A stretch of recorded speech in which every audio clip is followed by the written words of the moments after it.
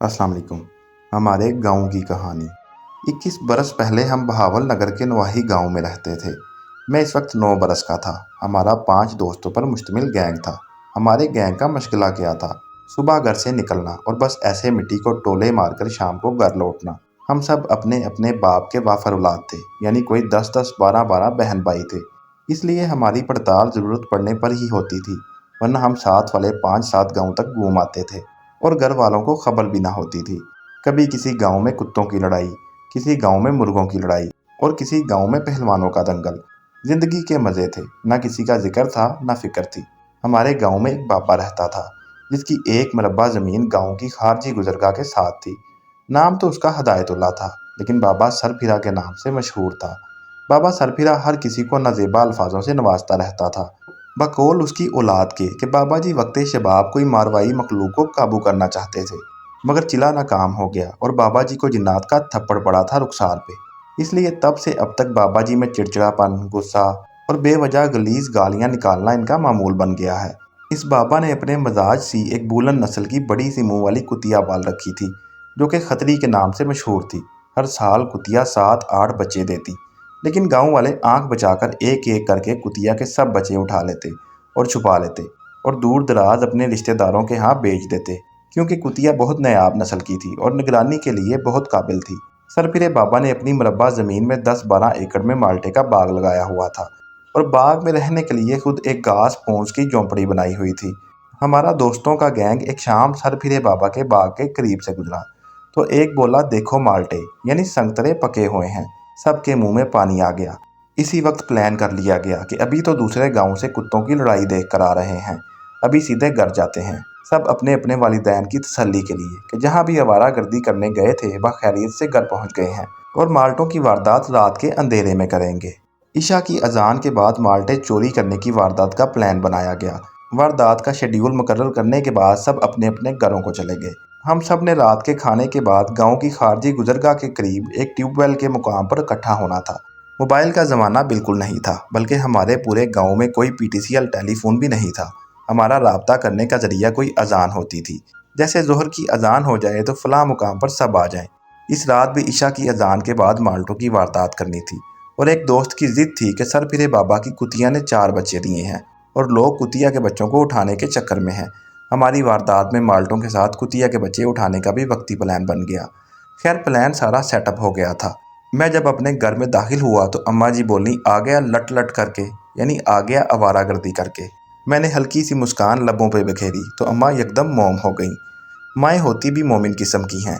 अम्मा ने कहा कि किचन में जाओ और खाना खा लो। 2 रोटियां पोने में लपेट के रखी हैं। खाना खाया और फिर सहन में चहलकदमी करता, अंगड़ाइयाँ लेता हुआ घर वालों से आंख बचा के घर से निकल आया। फिर वापस घर आया, सब बहन भाइयों को दिखाई दिया और ईशा की अजान का इंतज़ार करने लगा। मौलवी सनाउल्लाह ने ईशा की अजान की अल्लाह अकबर की और मैंने अपने कदम घर से बाहर निकालने शुरू कर दिए। उस वक्त जहन चाहे कच्चे थे, मगर दोस्तियाँ बहुत पुख्ता थीं और वादा खिलाफ़ी का तो सवाल भी पैदा नहीं होता था। मुझसे पहले 2 दोस्त मुकर्ररा मुकाम पे पहुंच चुके थे और मेरे पहुंचते ही बाकी 2 दोस्त भी पहुंच गए। बाबा सरफिरा गुज़िश्ता 4 बरस से नुकसान उठा रहा था, क्योंकि उसकी कुतिया की नस्ल बढ़ती ही नहीं थी, क्योंकि हर बार कुतिया के बच्चे लोग उठा लेते थे। इस रात हमारी किस्मत अच्छी ना थी और बाबा सरफिरा बाग में ही सोया हुआ था, जिसका हमें इल्म ना था।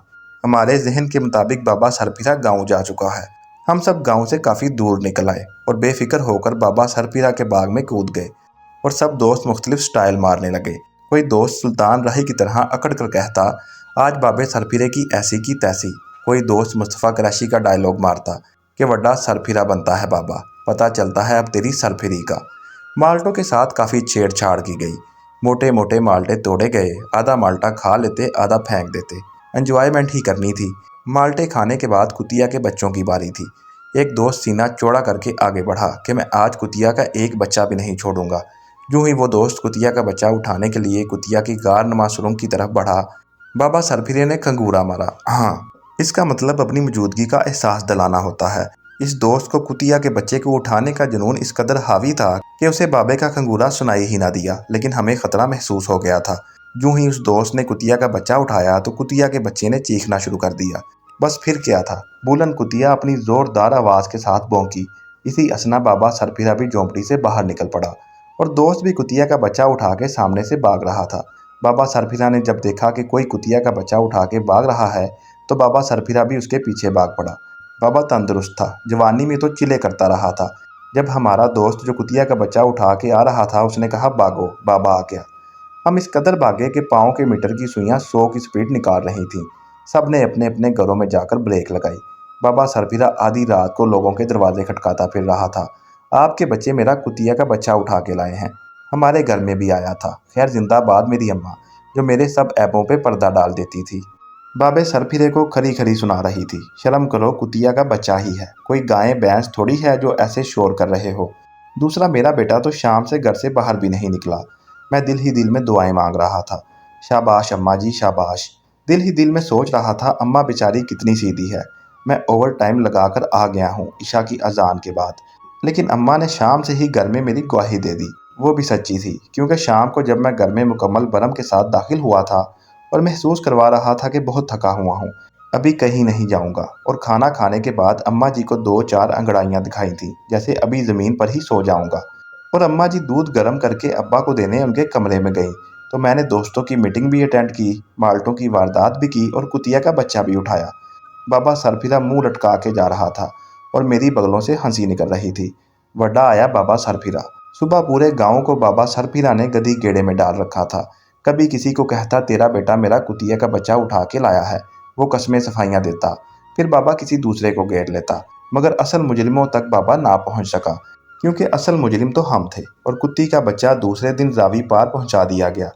कुतिया के बाकी 3 बच्चे भी लोगों ने एक एक करके चोरी उठा लिए। बाबा सरफिरा ने तंग आकर कुतिया ही अपने किसी अजीज को दे दी।